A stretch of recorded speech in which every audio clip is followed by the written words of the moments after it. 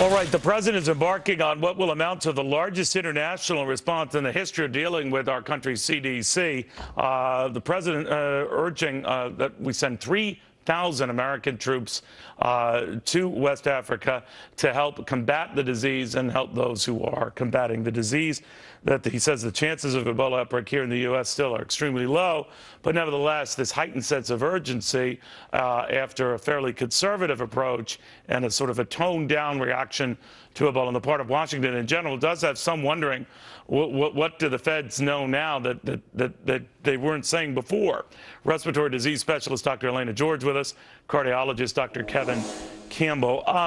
Dr. Campbell, let me begin with you. What do you make of what the president is outlining here?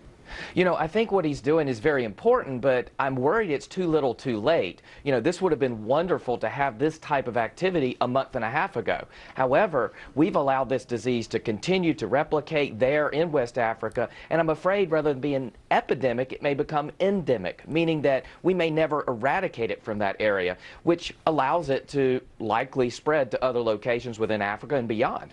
All right, for now, you know, Dr. George, that has not happened. It is largely contained to the African continent.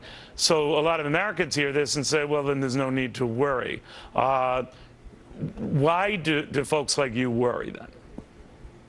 I worry because we're in an area here where people can travel, and travel throughout the world it's picked up dramatically.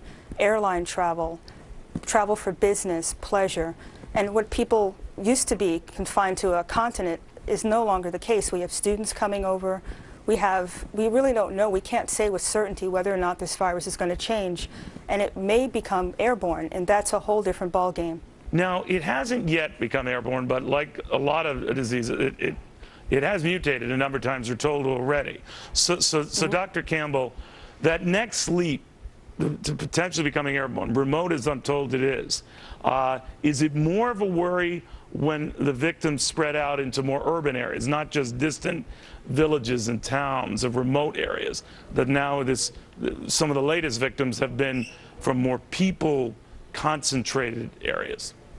You know, that's a good question, but one of the things that I want you to know is recently this week in the journal Science, they looked at how many times Ebola has mutated since the inception of this outbreak. Believe it or not, in the first 24 days, there were over 400 mutations.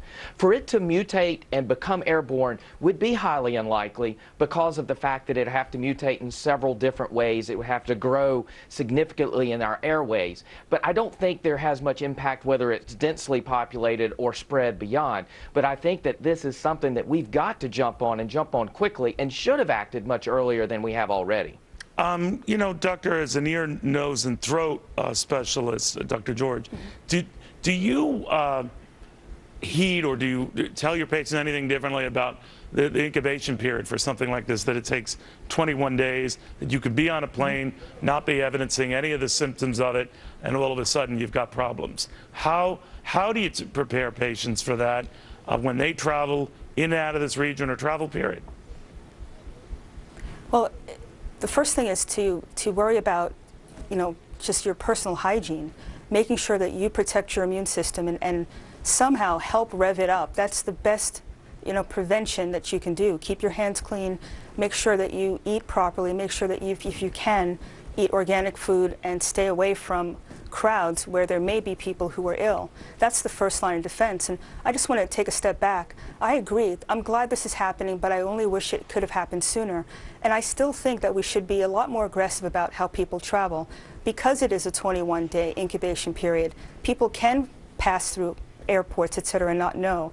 I think it would be kind of an interesting point if we actually quarantine people for 21 days before they're allowed to fly from endemic areas. That's a pretty easy thing to do to protect the traveling population. Well, whether they're exhibiting symptoms or not. If you're from an area like Liberia or what have you, 21 days before we can get you. Yes. Interesting. I think that would be safe. Yeah, might be a good strategy. Dr. George, Dr. Campbell, thank you both very, very much. Thanks for having me. Well, back to this basic issue.